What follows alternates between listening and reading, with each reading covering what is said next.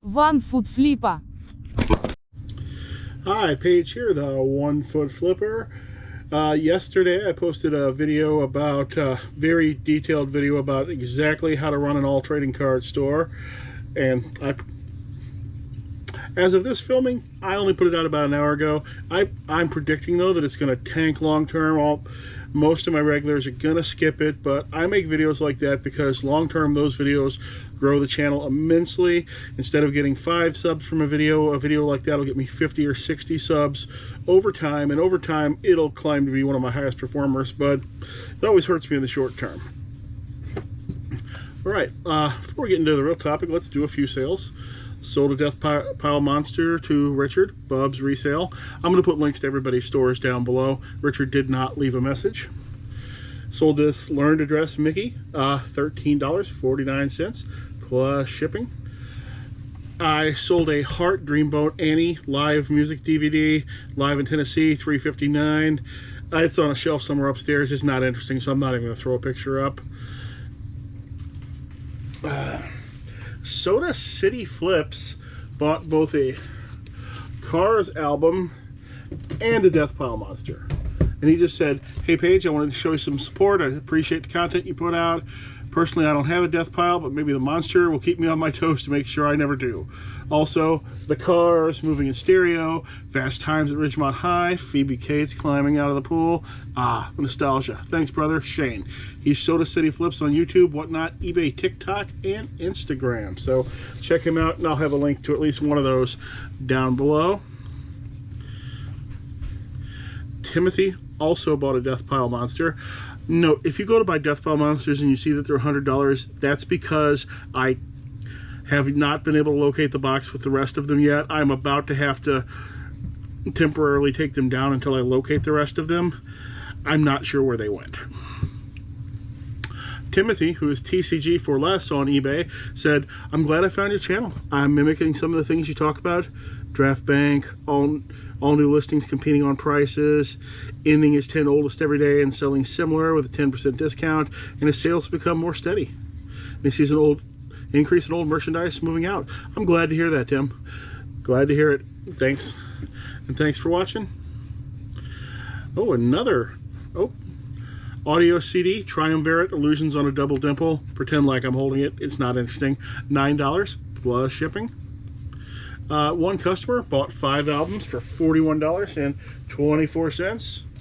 You got Sly and the Family Stone, Led Zeppelin 4, David Bowie, Let's Dance, Hall & Oates, Big Bam Boom, and is that all 5? That's 4. You also got Fleetwood Mac Mirage, which I forgot to pull. I'll have to do that after I finish taping this. Sold this Stamps Closer to the Heart, $6.47, Giant Panda with Chinese Lotus and such, sold for $6.47. And I sold this little Playmate cooler for $11.99 plus shipping. Igloo, I believe this is from the 80s. Usually they have a production year stamped somewhere on them. Oh, this is 1979 on this one. Alright, be back with you soon. Okay, I changed shirts because it's been a few days since we filmed that last scene. In that time, the card store has completely died. Check out this graph here. So I might be shutting it down sooner than I thought. And I have since found the Death Pile Monsters, so they are back to normal price, and there's a few of his buddies in there. I have much less of his friends. What we're gonna talk about today is how do eBay YouTubers keep such beautiful sheds and workspaces? Now, it's not all of them. Most of them look more like my store here, you know. There's just chaos behind me, you know. It looks like a hurricane rolled through and I'm just filming in front of the hurricane.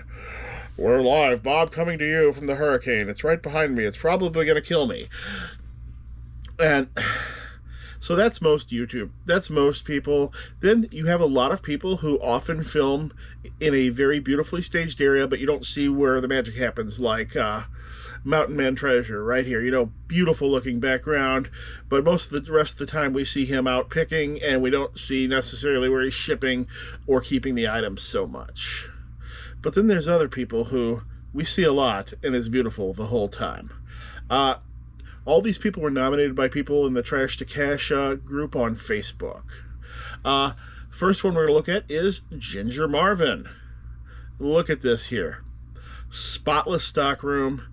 Now looking at their videos, you can see that other videos show that a lot of the magic happens elsewhere. You know, the listing and sorting seems to happen elsewhere, but even those areas are just incredibly clean.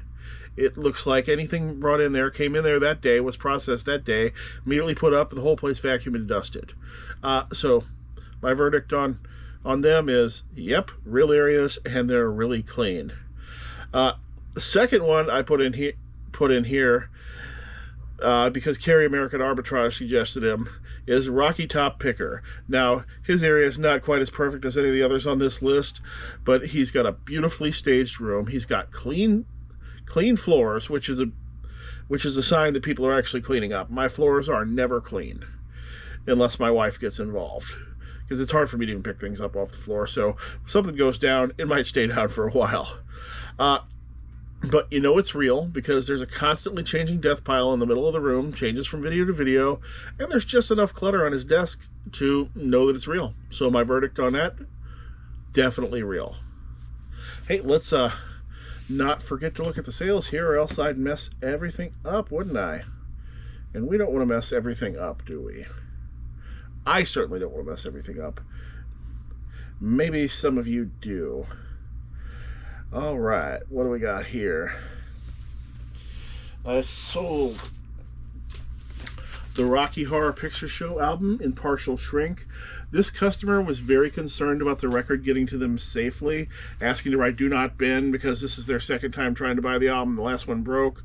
So I told him that I'm going to pack in a junk album. It's not that Bruce here is junk, but this particular copy is junk. See, it's all scratched up and there's crayon and stuff on it. So, because I've never, once you get 2 albums in that box, it's very unlikely to get bent in half. So he gets a second junk album for free. And I always keep my junk albums precisely for things like that. And because those outer sleeves are really good for mailing other things. What else do we got here? Oh, and that sold for $19.79. Sold this Princess Valiant and Princess Alita paper doll set. I believe it's actually missing the dolls, but has everything else. And somebody does reproduce the dolls, but that same person also reproduces this entire set, which is why it took me 2 years to sell for $14.99. All right. Let's go on to number 3. Old School Picker. One of the most beautiful sheds on eBay. On YouTube, and on eBay for that matter. His entire shed, as you can see here, is beautiful and spotless. There's never any mess anywhere. And he walks around the whole place, so you see all of it all the time. I mean, it literally looks like a TV set. However, when you look at his shipping table, it has heavy wear, signs of use. The levels of his shipping supplies change from episode to episode. So I'm going to say, yeah, this is for real where he does his work. It's not just where he stores things. He's just very clean. What else have I sold here? Viewer Christian Rose, the Blue Rose Nikki, bought a whole bunch of deck boxes. They bought multiple lots because I have these card deck boxes up in lots. And they bought this Grumpy Cat plush deck box. This doesn't necessarily have to be a deck box. It's got a pouch in the back where you can store stuff, and it's got a clippy. I've only got a couple of these guys left because when I got these in bulk, every kid in the neighborhood wanted one of these things, so they were a popular party gift and everything else. And at this point, I think I've got 2 of them left. All right, next one we're going to look at here is, oh, and before we do that, Blue Rose Nikki there spent a total of just under $80 because they bought a lot of deck boxes. All right, next one we're going to look at is Gemini Thrifts, nominated by several people. They mostly seem to film in a spotless stage filming area, much like Mountain Man Treasure's normal filming area. However, sometimes in the videos when you do go get to see the warehouse, it's super clean and there's just enough clutter to know that it's real, and the clutter will be in a nice little pile. It won't be spread out all over the floor. There's no trash on the floor at all. Beautiful. Verdict on them, real clean, and I wish I had her unused floor space. All right, what else have I sold here? Queen City, the Cosmos Rocks, $3.99.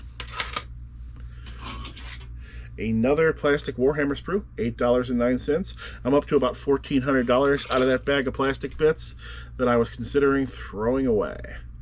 All right, number 5 here, Lori Tata, nominated by somebody. I had never heard of her before, but watched some of her videos today. Her office is nice and tidy, but it's obviously not staged. That's where she's often filming in front of. Now, it can be hard to see her warehouse space because she holds the camera like super close to all the merchandise most of the time. But when you do get a chance to see it, it looks perfectly organized, nearly spotless, clean floors. I'm going to say Lori Tata is for real, and she's got a real clean area. All right, what else do we got? Jerry Rafferty, City to City. I cannot keep this record in stock. Every time I get it, it sells. $13.95 was sold via promoted listing, so about 3% goes out the window there. Uh-oh. I sold a Thai Beanie Boo. He looks weird because he's still wrapped in plastic. I can take that off now. I used to wrap a lot of stuff in plastic because my wife was very concerned that it would get dusty in the bins downstairs, but it just never happened, so I don't do it as much anymore. He sold for a whole $2.18. I will not be sourcing or listing items like this in the future. And then y'all can come back when I do and make fun of me later. All right, number 6 here is going to be Soda City Flips. Nice area for such a compact area. It's very clean, and there's just enough chaos to know that it's real. The stuff moves around from episode to episode. I wish I could keep my area as good looking as his. All right, next, number 7 is Caleb the Old Pass. He's going to be a bit of an exception just because Caleb has no videos on his YouTube channel. But he shows up on other people's channels, and his shed shows up on other people's channels. It's on Old School Picker's channel, and you get to see it on the Two Old Guys Reselling podcast. Everything, now this place isn't staged to, be beautiful with all sorts of awesome items on the walls, everywhere, but it's just clean, organized, nearly spotless, and you know that he works in there because it's been shown on video, him pulling, shipping, and packing everything, so you know what all is all done in there. And Caleb, you need to make some actual videos of your own. We want to see you in action.